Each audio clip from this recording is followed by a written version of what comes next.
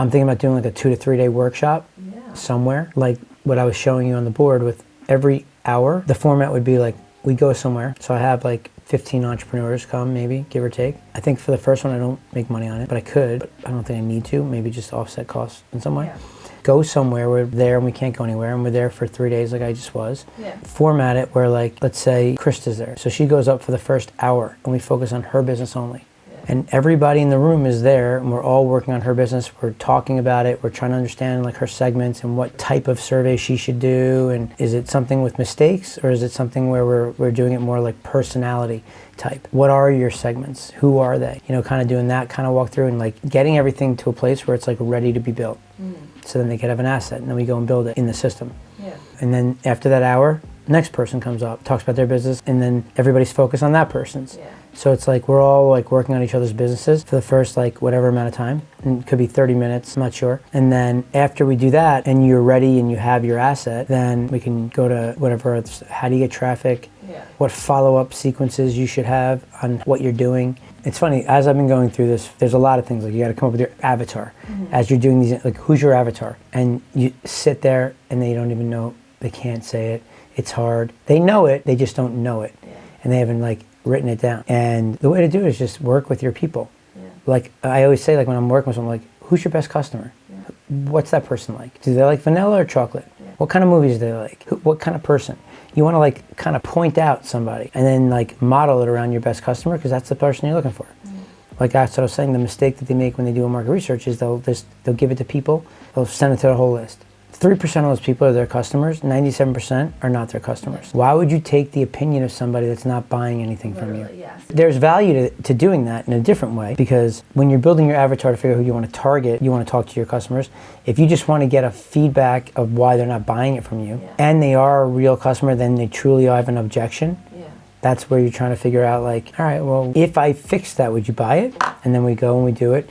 And here's the thing, right? Like, I could do it in a few different ways. One of them, like, I could do it and just have a lead gen vertical. Like, I can do it and then start generating leads for people.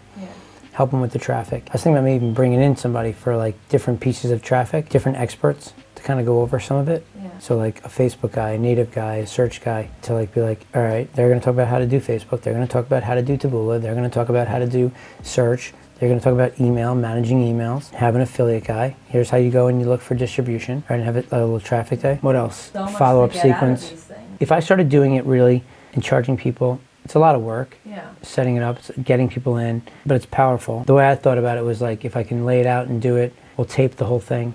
We'll go through like different steps. Maybe I have like a teaching day, and then we go into like the personal sessions. Maybe I teach in the morning and like go through like the overview of everything for like 3 hours, lunch, and then we start, or like maybe we do a full day, I'm not sure. And then like the next 2 days are like just all personal, like I have you go up, right? And I give you guys homework to like work on it. Before we go, like here's the intake of what you want to think about, so it saves time. Write down the desires, write down your objections, your disbeliefs, write down the solution for those objections and disbeliefs from the product you have. Write down, you know, for the front end, what your industry is, what they identify, what transformation are they making, anything that I can use to try to get an understanding of their business.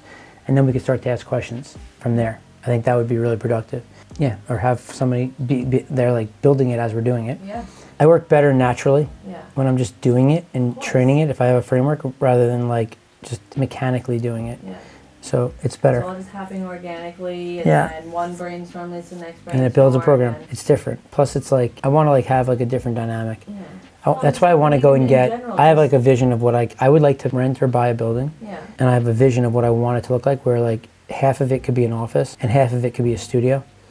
And the studio is where like I could do all the tapings. My real vision is around, like I've seen stuff where there's like a little stage and then there's like TVs or screens behind it. And you can then, I can go talk, I can have an audience, but then I could also have people logging in through Zoom and you see them on the screens. So like a combo of that. And then I'm talking to people, and there's also people at home that are here, but you can like kind of see them, they feel like they're in the room, and like when you're doing it, when like I'm still talking to you and engaging with you, it makes it feel more real with the people that are home. But for people that are home, the reason why it works so well is because if you get the right person that's really upset, they're in their four walls where they're miserable, right?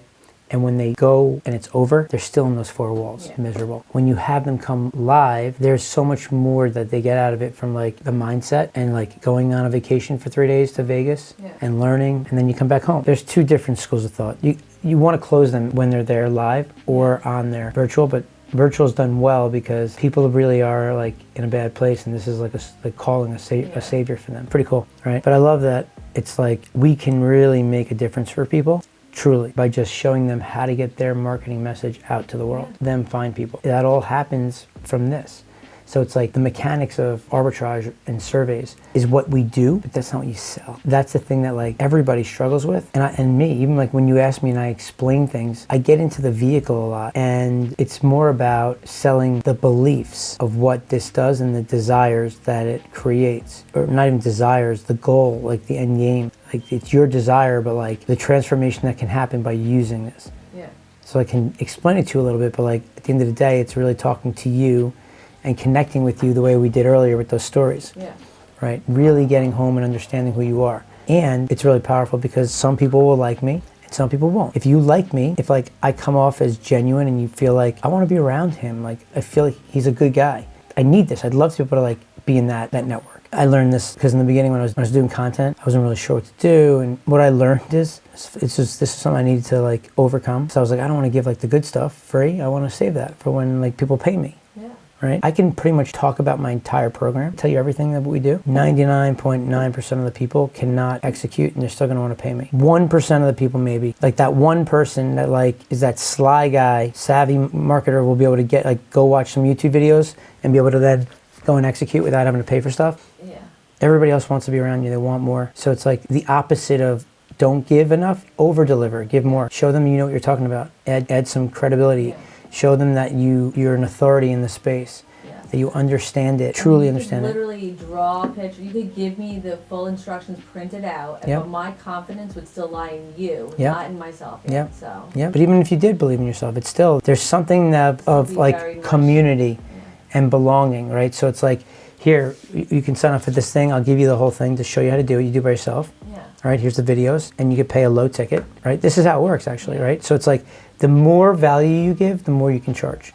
Okay. So the whole idea is, you don't ever want to be cheaper. Yeah. You don't play that game. No, you don't fight for being the lowest price. Yeah. You add more value, right? So when you do it, that's why a lot of people, they call it the offer stack. Yeah. They'll add like bonuses that are relevant to what we do, right? So it's like, for example, if I did a workshop, I'm doing a workshop with 14 people from the Category Kings. We're all getting together to talk about our businesses. When they leave, I could say, if any of you guys want these recordings, I'll sell them to you for $9.99. You can have them forever, pay for it. If anybody wants the Audible version, people buy it because they're like, all right, if I miss anything, then at least I'll have the video, so I'll be able to go back. You know when people don't go back? It's like sad. So when you get people to sign up for things, you do these upsells, right? So it's like, you sign up right now for whatever it is, let's say, a 5-day challenge, and then it's free. You can be VIP and pay $97, and you'll get the Audible version. You'll also get to come on to the Zoom, because there's only room for 5,000, 500, 1,000, whatever. Create some like urgency. You'll get the videos. You'll get a printed worksheet of everything that we're doing, that we're not giving out. If you're live there, you can write it down and take the information. Otherwise, I'll give you a printed thing that you can get, a printed workbook, whatever it is. So you give somebody the option. Half of them upgrade, right? You sell the book free plus shipping. Just pay the shipping, $7.95. Right? This book's $25. I'm giving it to you for free.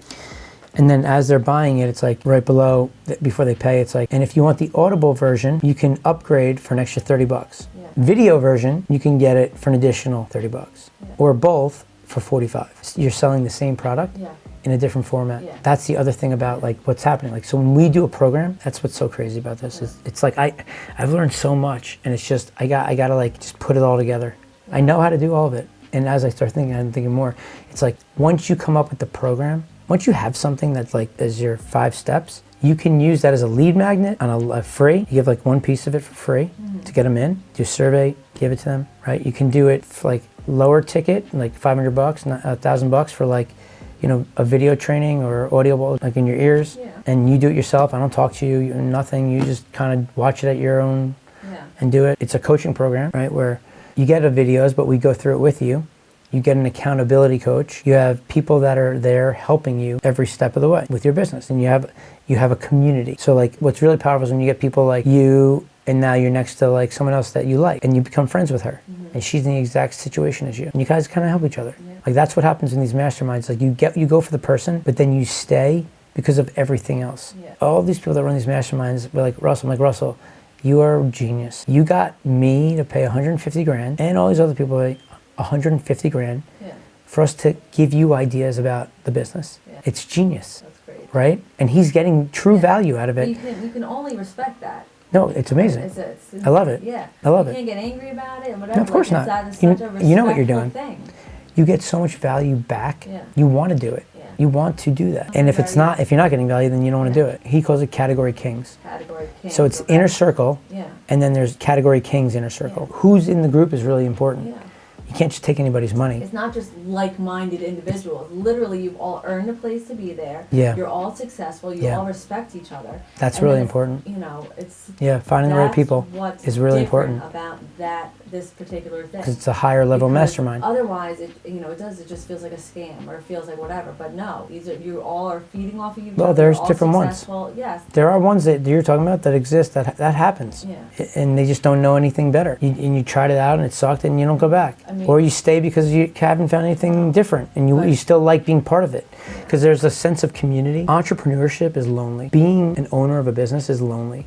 I know that might sound funny because like you see the owners that are making the money and you're like, okay, I want to be lonely like you. And I'm not crying like I'm lonely. When I say lonely from an entrepreneur, what I mean by that is it's hard to talk to people that don't experience what you experience. And being around other people like you that are dealing with the same things and have the goals and then the reach and want to do that stuff, just so powerful. And it's like refreshing because then you're hearing like, oh, those persons have the same issue. Ah, I got that. How'd you fix it? Well, I did this. Oh, interesting. I'm going to try that out. Right? Like we're all kind of trying to help each other and fast track the success. And we're all trying to help each other. But it's like really important. If you have one bad seed, it could ruin the whole group. You got to get rid of them. No, give them their money back. That one toxic person that literally that happens. Whole vibe. 100%. That happens. But it's fine. It's like you figure out who you work with. But when you find that, then you become friends with them. What Russell does well is that's what I love about him is like he's a family guy. So like he does events where like he did one for kids. Really? It's called Unlock the Secrets, where you're supposed to come with your family, teaching kids how to do this at an early age. Oh my God, some of these kids are so cute. And it's like they're starting to get how to build a business at 10, 11, 12, 13, 14, 15, 16, 17. I wanted my kids to come and they couldn't. It was during finals. His audience as a whole, like they're different, but I like them because they're like, they have these values. They're good people and they're entrepreneurial. Like there's different beliefs in other ways, but like I just like from an entrepreneurial perspective, everybody's so positive. Everybody wants to help, and I'm optimistic, but that are not optimistic. Anyhow. No, I think I really love this idea. It's fun. I love the idea of you doing your own workshops. I love that. I think just even you talking about it, how excited you get. Yeah, totally.